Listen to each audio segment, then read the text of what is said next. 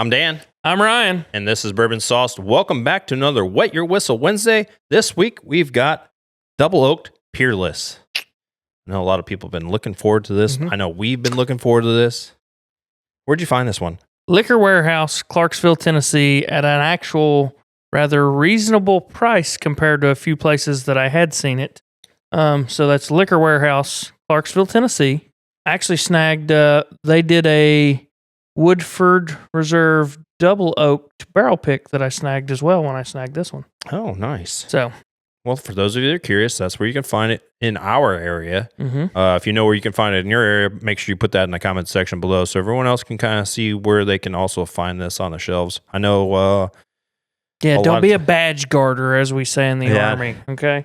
I don't know what they call it in the Air Force, but in the Army, we call it a gatekeeper or a badge guarder. Yeah. When you tab protector. Yeah. Yes. Yeah. Right. Don't be one of those. Share with your friends. That's right. So this one, Peerless Distilling Company, which for those of you who don't know, they make a variety of great bourbons. This one happens to be a double oaked bourbon. It's put in 2 separate casks. Allow 2 full barrel. Say that 10 times fast. 2 full barrel extractions. So you get the 1 barrel to get it. You get, I guess they get max effectiveness out of the 1 barrel. Yeah. And then it's kind of like a barrel swap on a 50 cal or 240. You get max effectiveness of that barrel before swapping to the next barrel. Makes sense. Right? Before you melted it.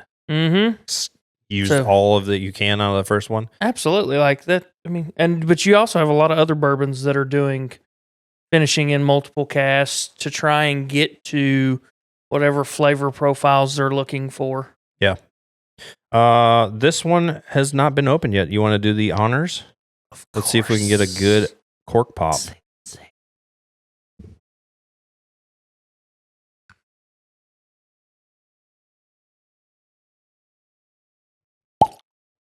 You almost wore it. That one was filled to the brim. It was a decent cork pop, though. It's interesting. I really like their bottles. Their bottles grab my attention. Peerless has I enjoy these bottles. They're nice. They're hefty. And I can grip it. I can grip it. Right. I like their label. It's elegant. It is. It's clear, concise. You can see what you're getting. But the color in this thing is amazing, by the way. This also stands out against any of the bottles we have in here, honestly. Yeah, for the most part. Yeah, now, unless you set it down in the floor, head on, I'm going to spot that bottle.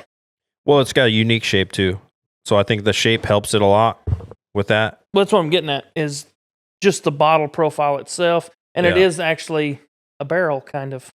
Yeah. It's got the... Kind of reminds me of a root beer, the barrel candy. Yes. There you go. And it does have a really... You could tell this is double oak because of that color, man. It's got a very nice red... It looks like root beer.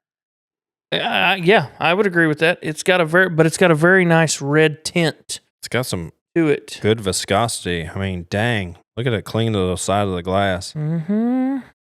It's like, help me. It even kind of smells root beer-ish. Like sassafras. That's the main ingredient for root beer. There you go. Yeah. My grandfather taught me that. I get a little bit of tobacco. Just a small amount, though. I mean, it's not overwhelming, but you do. I definitely get tobacco. That's the first note that I get. A little bit of kind of like when you. I got orange peel. I got a little bit of cederiness, like opening an old cedar chest. Yeah. Not super crazy.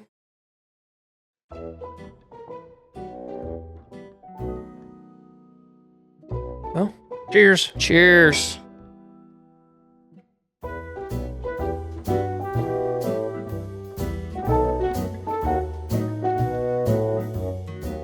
There's a lot of rye in that. Oh, wow. That's... I know I always say the first sip is a throwaway. Yeah. But that first sip is interesting. It's got a lot of cinnamony rye notes right off the bat to me. Like that's like a fireball almost on the tip of my tongue rolling back. Like, I know you're not supposed to judge a book by the cover or a bourbon by the first sip, but that right there's intriguing. Let's just hope it don't fall flat. It's a decently quick finish for me. But there's like a dark cocoa nib, like a real dark chocolate. I do get cinnamon is like the prominent on the sides of my tongue. Like there's a lot of cinnamon. I get some faint honeyness. I get a little bit of cedar and tobacco. I get tobacco a little bit like if you had a pinch of something with spearmint. Like some skull spearmint or a Zen maybe. Well, no, because I've never done Zen. Well, Zen doesn't really give you a tobacco-iness. But I think it's the cinnamon that really is the minty whatever burn. Yes, I would. Yeah, I think so. It's something similar. Now, is it possible that what we're calling tobacco-y notes on that palate would that be considered an earthy tone? I mean, kind of. That's what tobacco is. It's an earthy thing. Right. But in the comments, they should leave, like, what is an earthy tone to you, or an earthy texture or flavor? How do you describe an earthy texture? You go. There you go. See, I would just sit over here and keep spitting shit out till Dan rescued me. Rescue me. All right. There's a like sweet. Do you get a little bit of honeyness to it? Not really. Really? I get faint. Faint. It's faint. It's super faint. And it's more on the finish than it is on the first part of the sip for me. Like towards the back of when it's falling off. Yeah. I get more of like, how honey kind of hangs on in your mouth a little bit. Mm-hmm. I get that later. I get the cinnamon first. Mm-hmm. I get the oakiness first. On the taste. On the nose, I get tobacco and leather. Mm-hmm. With a little sweet orange peel. Like if you made an old fashioned, you know what I mean? Mm-hmm. Okay. But the mouthfeel to me isn't super viscous. It's not super complex for the mouthfeel. It's good. See, I get a little. I wonder how it would hold up with an ice cube, though. I get a little more of the viscousness, the viscosity. I get a little richer mouthfeel. Like it's still on my tongue, and it's making my mouth start to water. Like I want more. I gotta learn to stop saying It does hang around a little bit. It does. I've had like 4 or 5 sips of it. On the back end of it, I start getting like a toasted note, and it's almost like you took Nesquik chocolate, and sprinkled it on the back of my tongue. But that little bit of cocoa-iness. I get more of that double oakiness because like it's starting to like my cheeks a little, like making you pucker up. No, yeah, in a minute. Pucker up, big boy. But it's like how that extra oak dries out this part of my cheeks. Yeah, and it's like pulling it in. See, what did I say? It's making him pucker up. Yeah, and then obviously price on different Peerless runs anywhere from probably $60 upwards of $150, depending on where you're finding it and what you're finding. Paying $150 for that, that's crazy though. Well, yeah, but not this one specifically. That's saying all Peerless. What did you pay? $94. I don't know if I'd pay $94 for that. I don't know that I would pay that for any bourbon. Like we have. I'm saying the whole point of this is finding a good deal compared to what it's going for everywhere. And then we get it and we review it so other people understand maybe this is worth looking for, maybe it's not. So, I get way more smoky tobacco notes with it on ice. I get more sweetness. That's weird. Because we are totally different on that.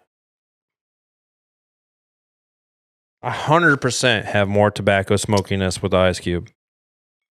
I get like 100%. a Swisher Sweet Perfecto. Like one of those cherry Swisher Sweet Perfectos. I get a sweet, That's still tobacco. Yeah. but it's sweet tobacco. All right. I don't have a sweet tobacco. It's a smoky tobacco. It's like a brisket almost. Yeah, I don't get the smoke at all. It's almost as if like I was walked into a smoke house, like with a smoke, like a smoke house where you smoke tobacco, almost like the dark fired, like from MB Rollin'. Okay, I don't get that, but that's what I get, which is crazy. all right. Cheers. Cheers.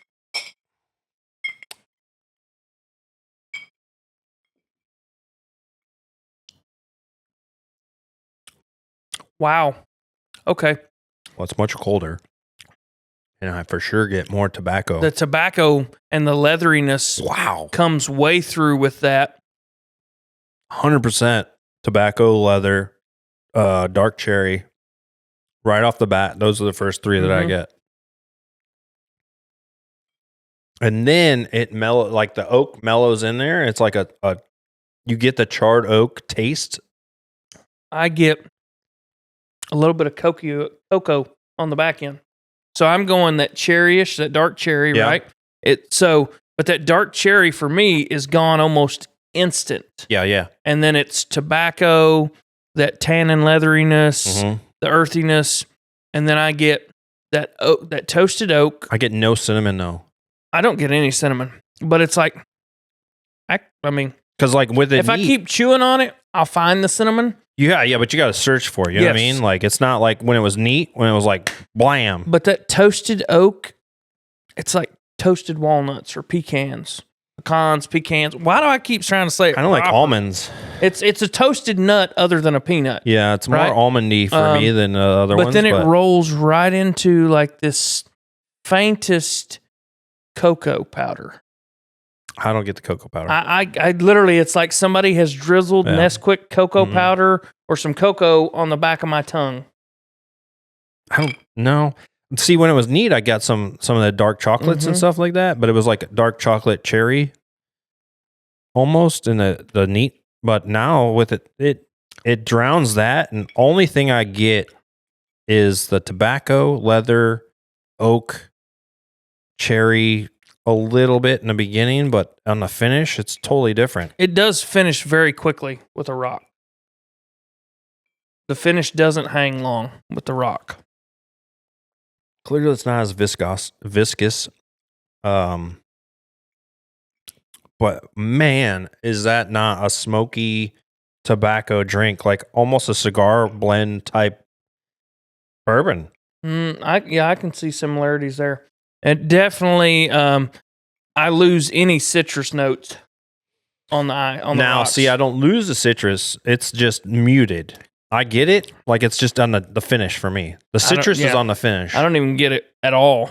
Oh, it's gone. See, that's where it's weird because like you still get the chocolate where I don't, but I get the citrus on the finish where you don't. In the words of Montgomery Gentry, it's gone like a freight train, gone like yesterday, gone like a soldier in the Civil War. Bang, bang. Yeah. It's gone. It gone. It gone. You guys like these rocks glasses? You want to win some? Mm-hmm. Should join us on Wet Your Whistle Wednesday trivia on TikTok, and you too could possibly win these cups. Whoop whoop! Just a pair of them. Just a pair. Let's go to the boards.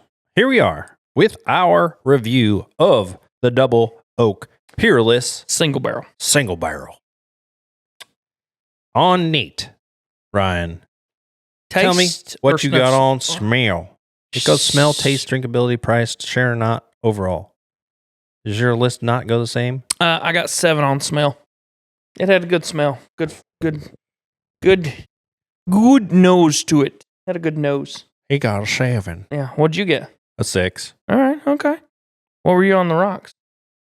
Oh, no. Let's keep with neat. Well, what do you want to do? You want to go bounce back and forth? Or you want to stick with one column? We'll just stick with one. You want to stick with one? Stick with just one? Yeah. All right. Well, what'd you get for taste? 7. 7 as well. Yeah. It was pretty good. Drinkability, I got a 7. I put an 8. Ooh. I teetered. It's pretty fucking good. It is. Price 4. 4 as well. And for those that think we're bullshitting, 4 as well. Share, obviously. Yeah. Overall for neat, mine was 6.25.